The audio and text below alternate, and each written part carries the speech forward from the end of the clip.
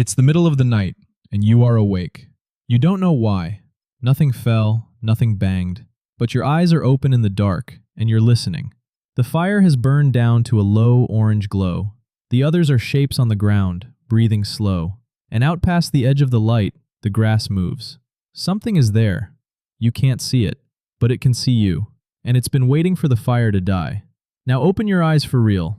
You're in a bed, in a locked room. There are no predators. The fire is a switch on the wall, and the dark outside is just dark. You are, by every measure, completely safe. So why did you just wake up at 3 in the morning, heart going, listening to a silent house? Here's the strange part. Your body never got the message that the night stopped being dangerous.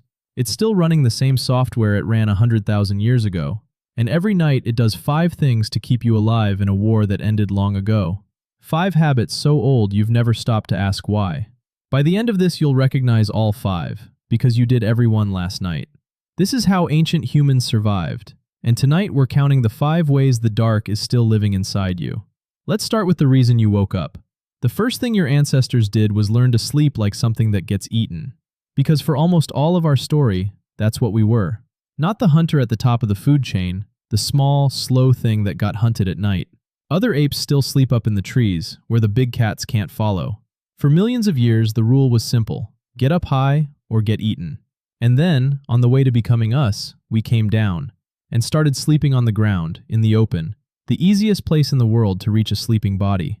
Because the animal waiting for us was the leopard. And a leopard doesn't chase, it waits. It creeps to the edge of the firelight and takes the one sleeping deepest, then carries the body up a tree to eat in private. We know this happened to us because of a skull. In a South African cave, researchers found the skull of a young early human, almost 2 million years old, with 2 clean round holes punched into the back of it. For years, nobody could say what made them. Then, a scientist named C.K. Brain lifted the lower jaw of a fossil leopard and fit its 2 long fangs to the 2 holes. They matched. Exactly. So the ones who survived were never the ones who slept deepest. They were the ones who stayed half-ready, who came awake at a snapped twig, a shifted shadow, a sound that was probably nothing, but might just once have been everything. And that is the first thing you still do. Tonight, in a house with locked doors, a floorboard creaks as it cools, and you're instantly, completely awake, heart pounding, listening. There's nothing there. There hasn't been for 10,000 years. But the part of your brain that guards you in the dark never got told the hunt was over. So it still checks, every night, just in case. The second thing they did was build a wall out of light. Deep in another South African cave, wonderwork, there's a layer of ash and burnt bone 1 million years old, some of the oldest proof of humans keeping fire on purpose. And fire did something no claw or muscle ever could. It pushed the dark back.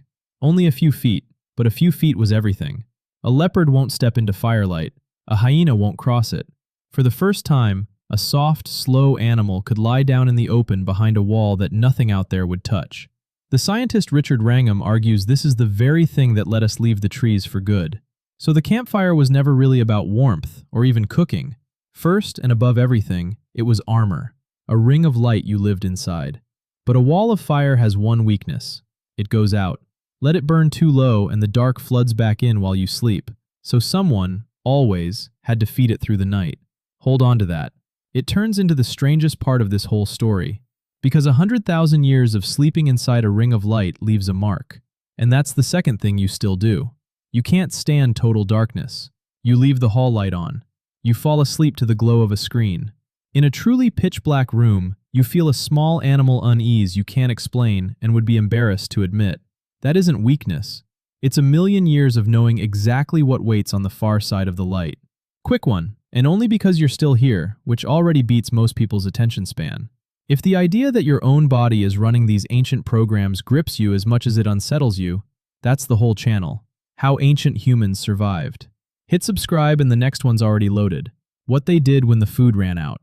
Right, back into the dark, because the third thing is my favorite. Once the fire held the line, something happened that changed us more than any tool ever did. They started to talk. An anthropologist named Polly Wiesner spent years with the Juhoansi people of the Kalahari, and she noticed something. By day, the talk was practical: food, work, who owed what. But at night, around the fire, all of that fell away. More than 80% of the talk after dark turned into stories. The dead, the far away, people who never lived at all. The fire didn't just keep them alive. It became the place the whole group gathered every evening to fall together into a glowing world that wasn't really there. The night is where we became a storytelling animal. Now look down at your own hands at midnight, because that's the third thing you still do. When the room goes dark, you reach for a small rectangle of light and fall into a glowing world that isn't really there. You tell yourself just one more video, one more scroll, and an hour vanishes. The screen is the campfire. The pull that keeps you staring into it, long past when you meant to sleep, is the same pull that kept them talking by the embers 1,000 generations ago. You were built to gather around the last light of the day and let it fill your head with stories. The only difference is that the last light now fits in your hand, and unlike the fire, it never goes out. The fourth thing they did was make the bed, and they were far fussier about it than you'd guess. In a cave called Sibudu, archaeologists found a bed 77,000 years old. Layers of packed grass and reeds, but it's the top layer that gives them away. Leaves from one specific tree, whose leaves happen to be aromatic and happen to kill insects. They weren't grabbing whatever was soft. They were choosing, laying down a mattress, a mosquito net, and a medicine all at once, 77,000 years ago. Because getting the bed right was never about comfort. It was about staying alive. The animal that sleeps badly, cold and exposed, is the one that doesn't hear the danger coming. And that's the fourth thing you still do, without a thought about why. You fuss. You need the right pillow, flip to the cool side. You kick a leg out from under the blanket. You lie down in a hotel bed and something just feels wrong. There's a whole industry, memory foam, weighted blankets, cooling sheets, built on an instinct 77,000 years deep. You're not being fussy. You're running the same ancient calculation every ancestor ran. Is this nest safe enough to disappear into for a few hours? Which brings us to the fifth thing, the strangest of all. It's the reason you woke up tonight, and it answers the question I told you to hold on to. If the fire had to be tended all night and everyone had to sleep, who kept watch? For a long time the answer seemed obvious. They posted a guard. Shifts, a rota, someone on duty while the rest slept. It's a tidy story. It's also wrong.